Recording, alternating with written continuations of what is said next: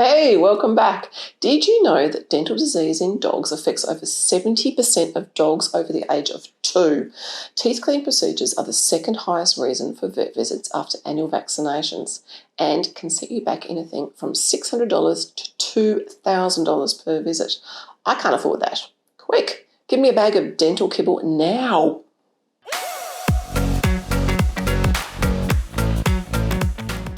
When I worked at a vet surgery, there was a poster on the wall of the consult room. It showed a medical illustration of a dog's incisor tooth and a second technical illustration of a piece of kibble, specifically the one formed to provide an excellent teeth cleaning design. The third medical-looking illustration showed the tooth and the kibble and implied that the specific shape of the piece of kibble would provide a scrubbing action, therefore cleaning the dog's teeth while they chewed. Next to this poster was a really disgusting chart of the levels of dental disease. The two posters side by side made me initially absolutely terrified I was doing the wrong thing for my dogs. The rotten teeth were pretty horrifying, and the other, look how easy it is to fix this, just feed this poster, gave me an easy solution. I remember looking at that poster, very, very kindly provided by the company that makes the kibble, and thinking to myself that it seemed really logical. And the poster made perfect sense. As my knowledge increased, though, I began to absolutely hate that damn piece of marketing, so much so that I had an argument with the vet on duty one afternoon about it. When I challenged this implied logic, the vet was very quick to jump to the defense of the company that produced this product, which has done so much research about the specific shape of the dry food. Obviously, they would know what works, and very quick to point to the reception room, which was well stocked with this product as well as all the rest of their range. Here is the simple truth about this well-known style of kibble. It's an invention of the marketing company tasked with selling this product and making their client a bucket full of money. It's a fabrication. It's a lie. Stick with me, we'll debunk this myth. It does not clean teeth at all. So I hear you saying, what? If you're enjoying the content we're providing, please like our videos and subscribe to our channel. It helps us produce more content that is actually relevant to you. Don't forget to share with other pet-loving parents, your friends and your neighbours. So here's a quick Q&A breakdown of why this is a physical impossibility despite all of the marketing spin. Question number one, always the first one. So how can this big pharmaceutical company just lie and get away with it? The answer to this? Unfortunately, there is no regulation in the industry around claims and promises they make. They can say what they want, and they do, but wrapped up in multi-million-dollar marketing campaigns. So it seems logical at surface level to all of us. They do not need to be held accountable for claims such as these, unfortunately. Question number two. Why doesn't it clean my dog's teeth like the picture promises? The short answer.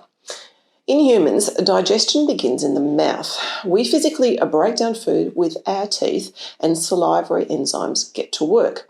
This is slightly different than in our dogs.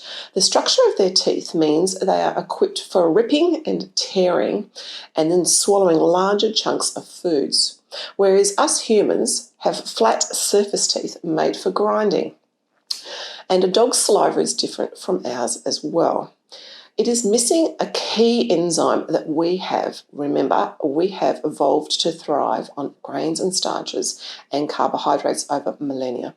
Dogs have lower amounts of a key enzyme called amylase than humans, and there is almost no salivary amylase present in their mouths.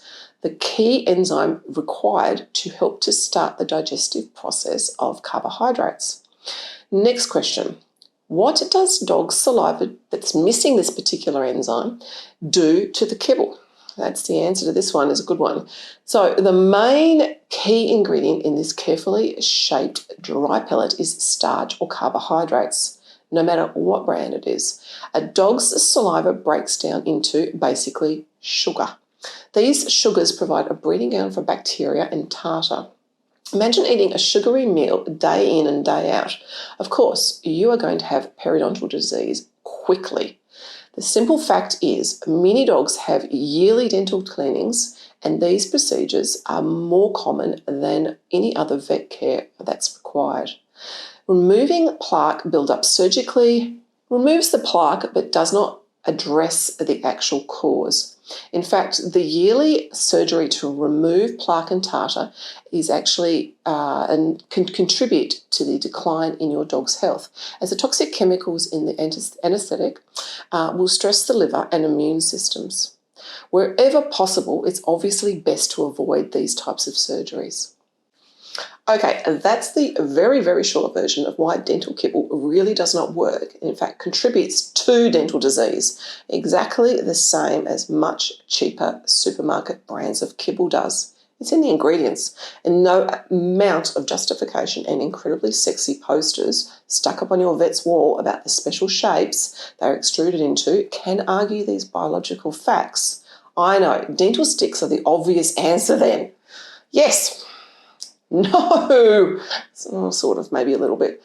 Dogs instinctively know that chewing cleans their teeth. If they were in the wild and not sleeping on your sofa, they need their teeth to survive. A simple fact. No teeth means death for our hunter ancestors. Not so much for Fifi, who at the age of 7 unfortunately now has only 12 of her original 42 teeth left in her jaw after multiple extractions.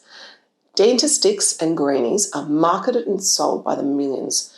They have absolutely no nutritional benefit. In fact, they are so unhealthy, I hate them, that they are actually a detriment to your pup's overall health and well-being. They will provide a teeth cleaning chew to a certain degree, but there are much better options out there for you available. Turn that bright yellow box over and check all the ingredient listings. As a good rule to follow, the first 5 ingredients listing make up 95 to 96% of that product. In this instance, the yellow box says cereal starch, cellulose fibre, cereal protein, vegetable gum, meat byproducts, oh thank you, derived from poultry and pork. Flavours, that's the other word for MSG. It goes without saying, avoid all meat meals and meat byproducts. They're disgusting things. Avoid all grains, all chemicals and all preservatives. Fun fact about this brand is the second ingredient is cellulose fibre. This is a derivative of the building industry. It's literally bamboo sawdust. It won't kill your dog, but the last time I checked, dogs are not pandas.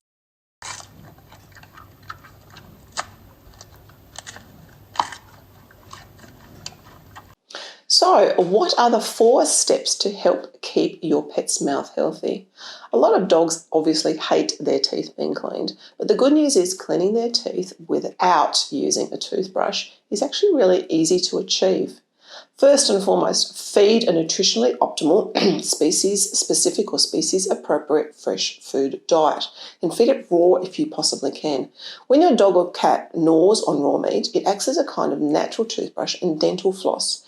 And if you're not going to create that sugar starch problem obviously caused by carbs and grains as well. Number 2, offer recreational bones and or a fully digestible, high-quality dental dog chew to help control plaque and tartar. The effect of dental chews is similar to raw bones, but safer for power chewers and dogs who have restorative dental work like Fifi and can't chew raw bones. We've got you covered with our range of all our natural, all Australian dental chews. They come in various sizes and shapes for a specific reason. Each shape enables your dog to use different teeth or a different angle, covering off the large pointy incisors, the premolars, and the back slab molars. Perform routine mouth inspections is the 3rd tip. After you do this a few times, you'll become aware of any changes that can or have occurred from one inspection to the next. You should also make note of any differences in the smell of your pet's breath that is not diet related. Arrange for regular oral exams performed by your veterinarian. That's number 4.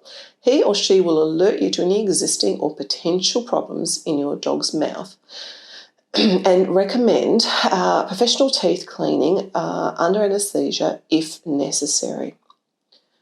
Remember, this is probably the option that you want to avoid, and you can do it the natural way.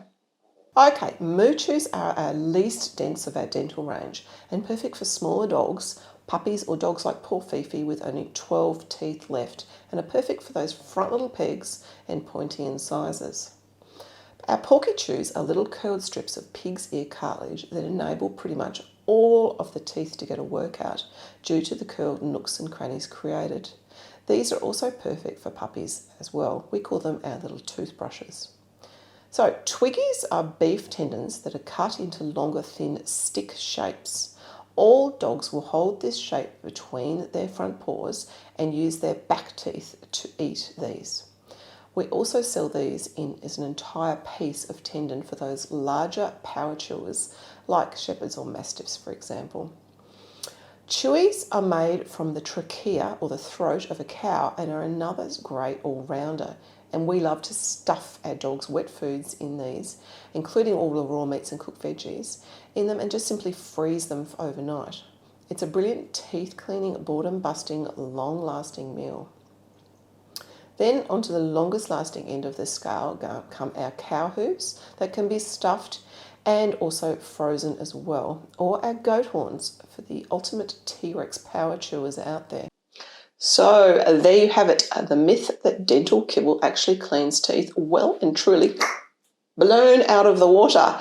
Check our dental range below for further information. If you're worried about bone splintering and causing harm, these are the perfect all-natural alternative to those crappy sawdust-filled dentist sticks and greenies.